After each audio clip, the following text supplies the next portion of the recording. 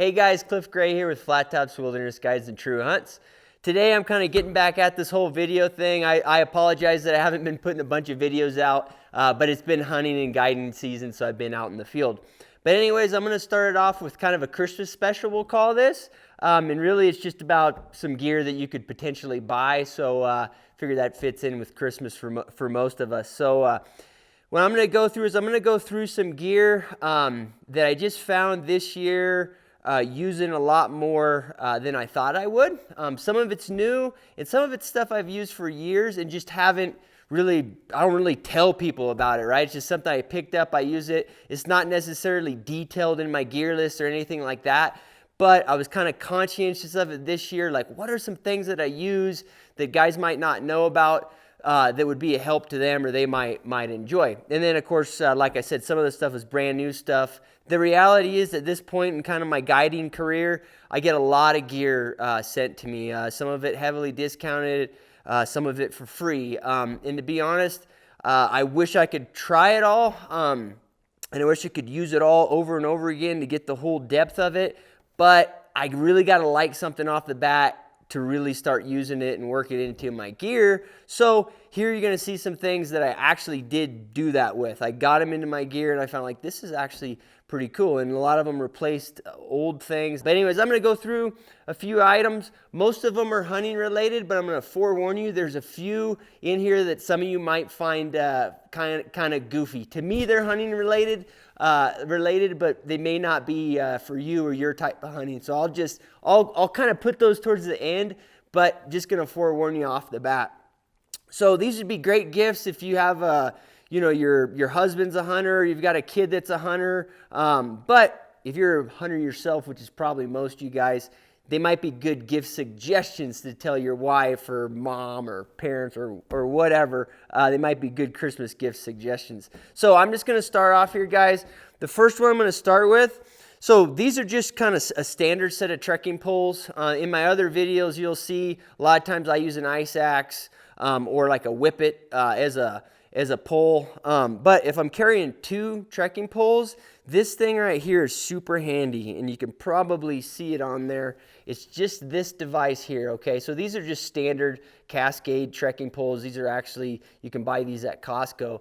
But this device in between is kind of a new thing, and a sheep hunter I guided suggested this to me, and the name of them is Quick Sticks. So Quick-STIX.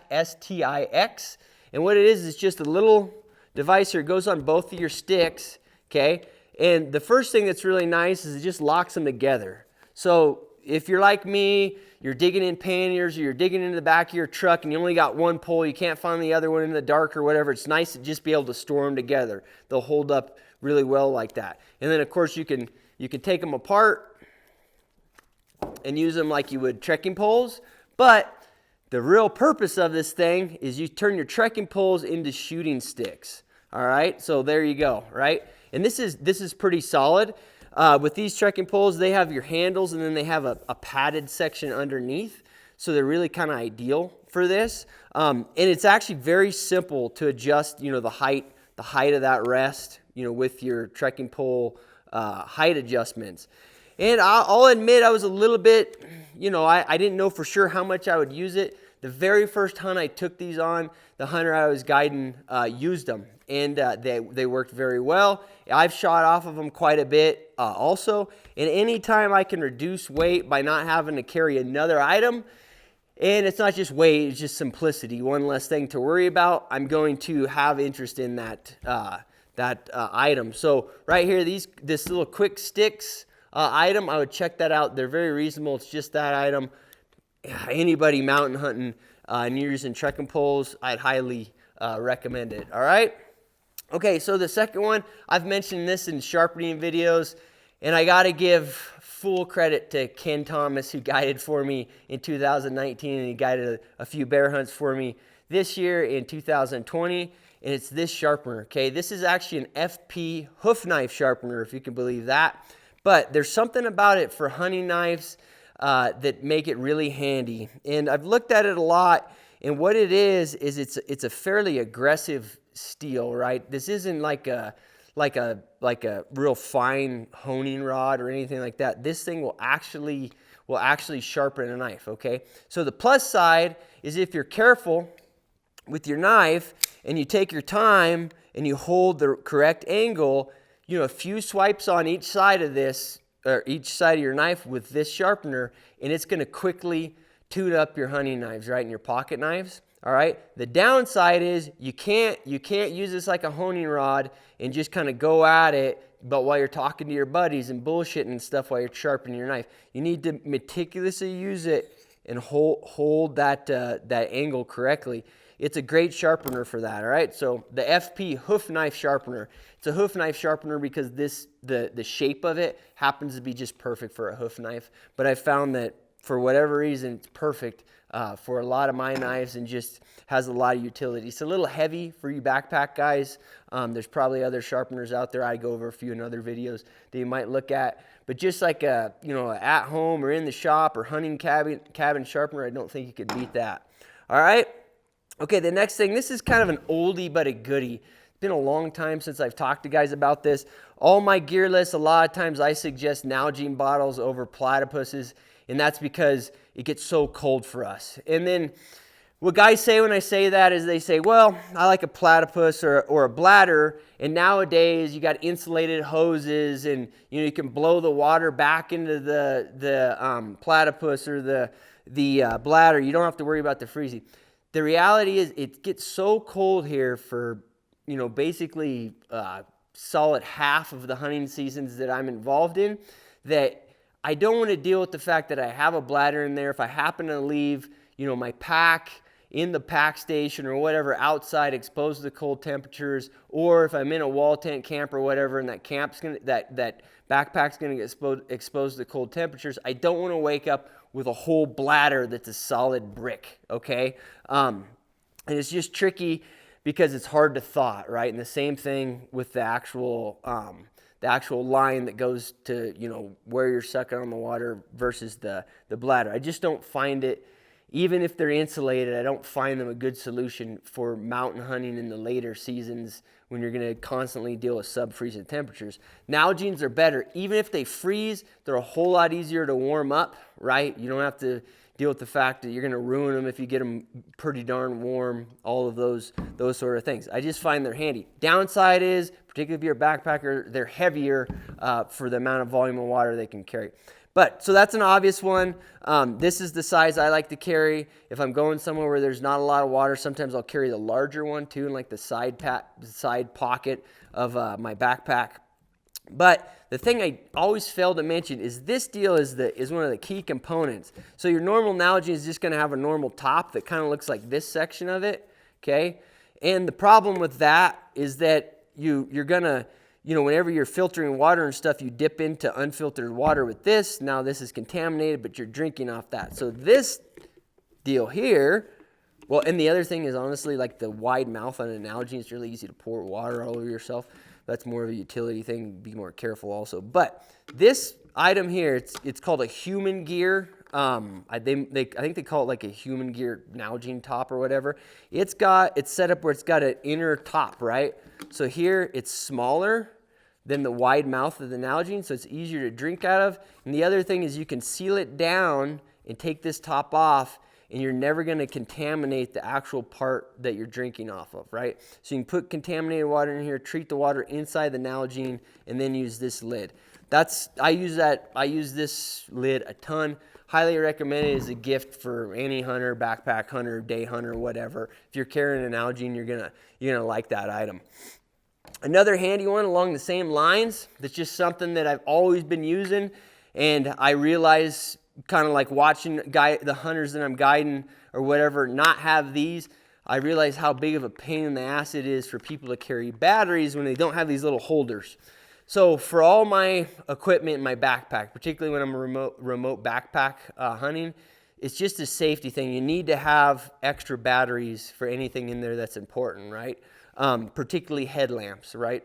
So my headlamp runs off double A's. Other guys' headlamps run off triple A's or whatever. You can get these for all the different kinds. And you can get them waterproof, or you can just get them simple like this case. You can find them on Amazon. They're just battery cases. But the thing is they're in my pack and they're just easy to get. I know there's 4 batteries in there in this case. I can reach down my pack in the dark, pull them out. I've got the extra batteries. They're safe and sound, all right?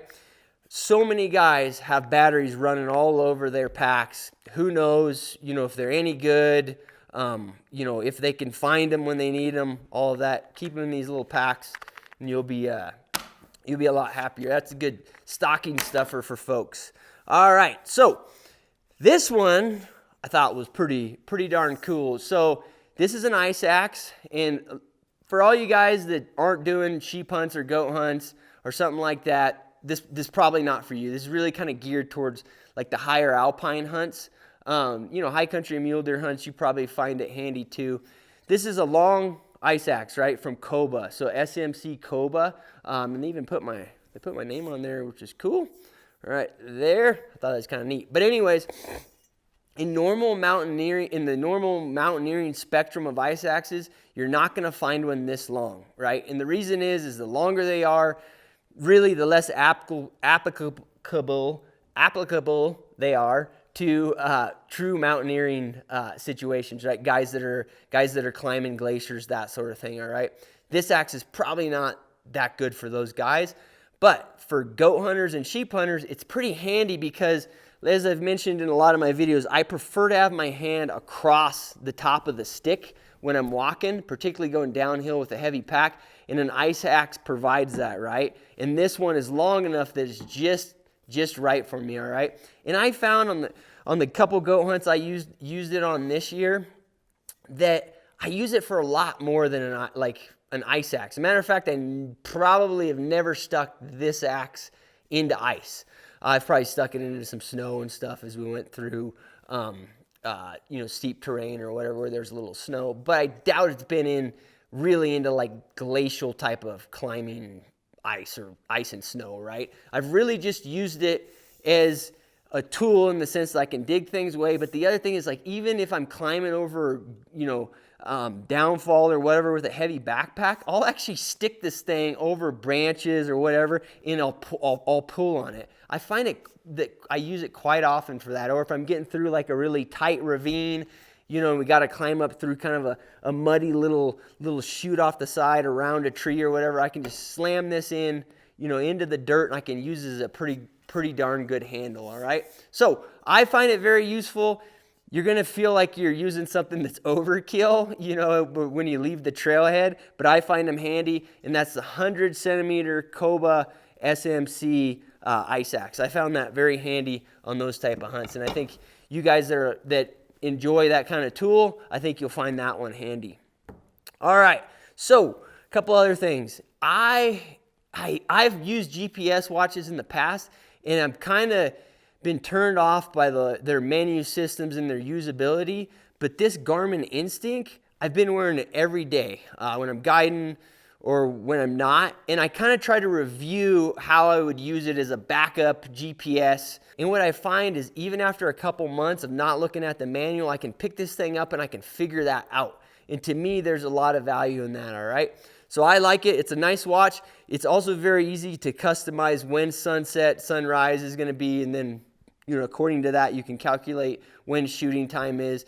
I use that quite a bit. So those are the type of features, and they're really handy on this. Altitude, all of those things.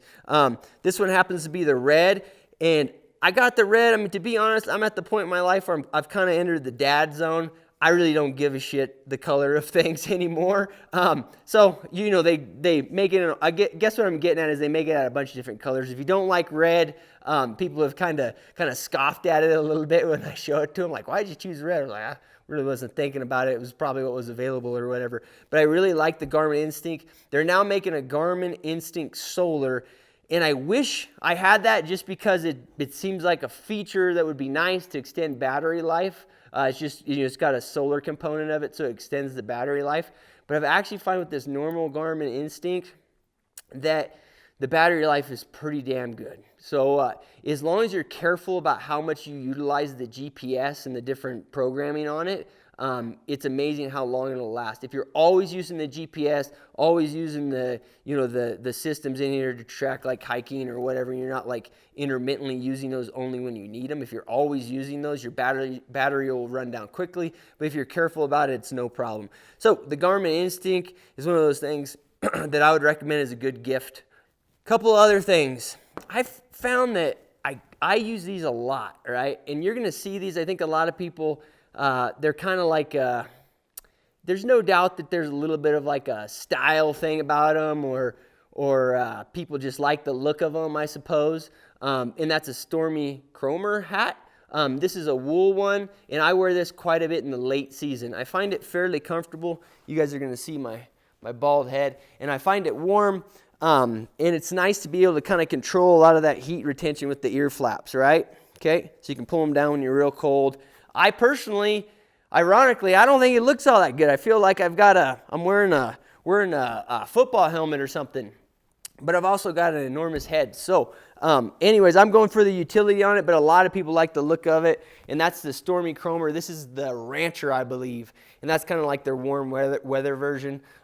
Great hats. Always use them, so I figured I'd give that as a suggestion for folks. All right, so a couple other clothing items I got. So this year I got to test a bunch of First Light gear. Kevin at First Light sent me a bunch of gear, sent a few of my guides some gear, and we got to test out the items. And it's been a while since I used First Light gear, but a lot of the items really impressed me, particularly these wool items I'm going to go over. So, and these are the ones that I found that once I started using them, they immediately kind of became a part of my kit. So they're base layers. This is I apologize if I pronounce it wrong. I think it's Klein. But that Klein, the quarter zip right here, I really liked this one. Found that I was using it a whole lot as a base layer, mid-season to later.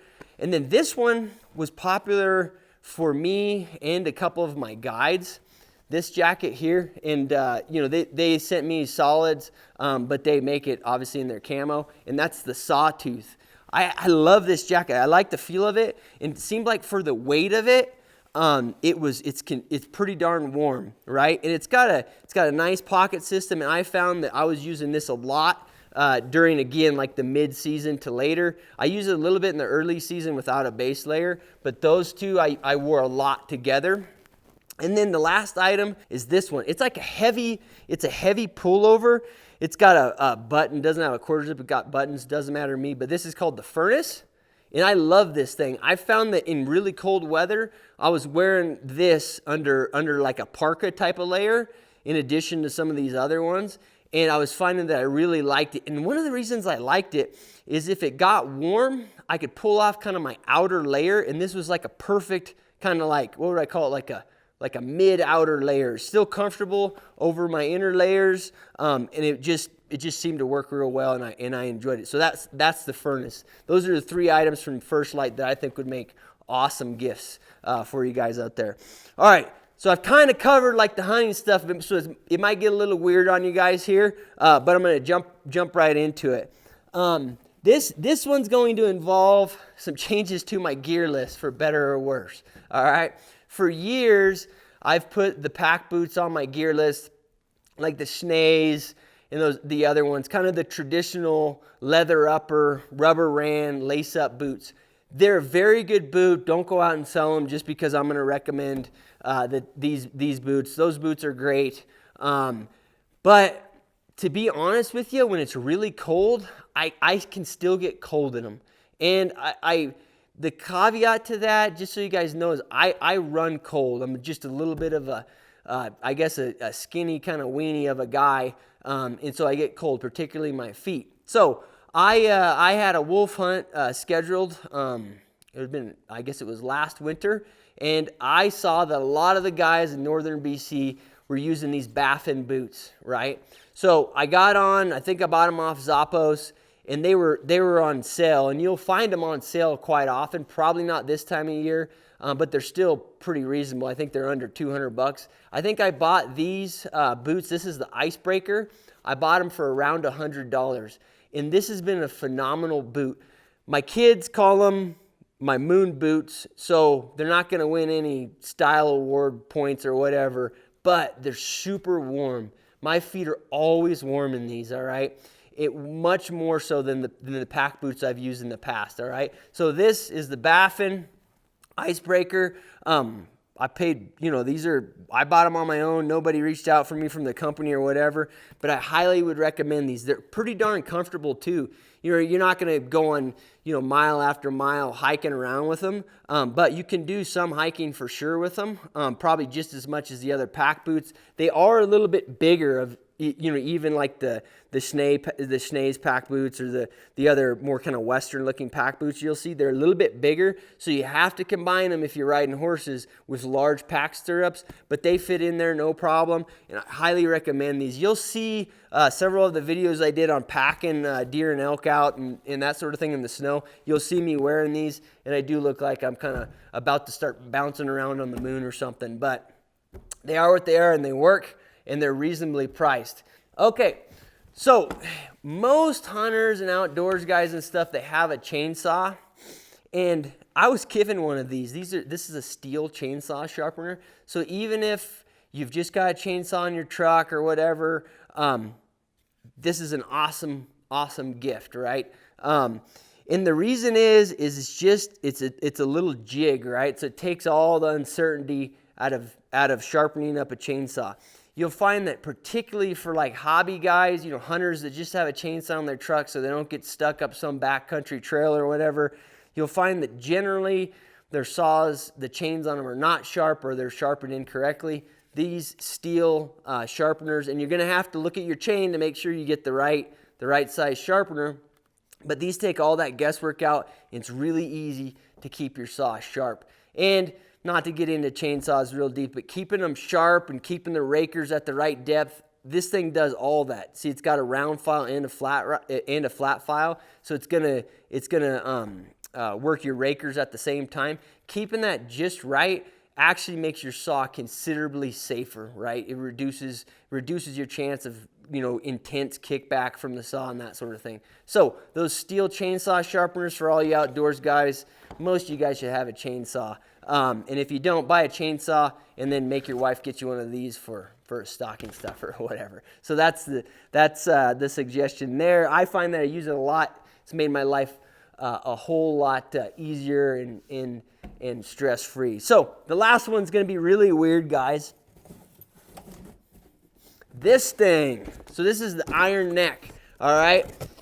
I've talked to a lot of my guides about it and clients and stuff, but I have even at I'm not an old guy, but I guess as I get a little bit older, I guess I'm like middle aged now or whatever. I've had fairly intense back problems, and I think most of those back problems are probably related to packing goats and sheep out of steep terrain, really heavy packs, and so I kind of have like back pain that's probably related to just kind of compression and carrying too much, being an idiot about things. And for years, I dealt with that in a sense that I would just kind of struggle through it. If it started to act up, I would just try to minimize my utilization, which is hard when you're guiding. But that's what I tried to do, and it affected my sleep a lot. So a lot of times, 1 out of 3 nights, I'd wake up with miserable back pain in the morning or whatever.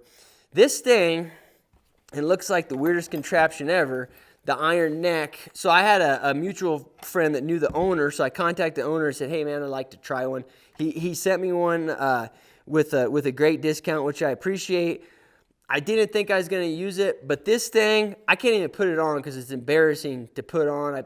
I make sure my wife doesn't take any pictures or videos of me when I'm wearing it. But basically, it's an orb that you put on your head, and you can work your neck, right? And this thing has been, I'd say, almost close to life-changing for me. When I feel my neck pain coming on, when I use this, it almost immediately disappears. And I also think that when I routinely use it, it just strengthens those muscles in my neck. And I really can't tell you why it works, but it has worked for me greatly, right? So if you're one of those guys that struggles with neck pain, hunting related or not. You know, that's why I gave you the disclaimer. This iron neck thing is awesome. The price is insane, to be honest with you. Even what I paid for it, and the guys gave me a little bit of deal. I thought, man, that's brutal to pay that for. But for what it's done for me and my neck pain, I'm not complaining at all. Okay, so it's a cool item. Check out the iron neck. I prefer this varsity one. They call it the model, and the reason is it actually strengthens your neck. It's not just like a rehab thing. There's actually some resistance there in this mechanism. So I recommend you get that if you want to kind of strengthen your neck. So anyways, guys, I hope that helps you. I hope some of those were kind of new for you, and there'll be great gift suggestions that you can give other folks, or if you're looking for a gift for friends and family that are hunters or outdoors guys, I think some of these would be great items, and they'd be surprised. All right. So anyways, guys, good luck out there. I'll work on getting a bunch more videos out here in the winter and the off season. Thanks a lot.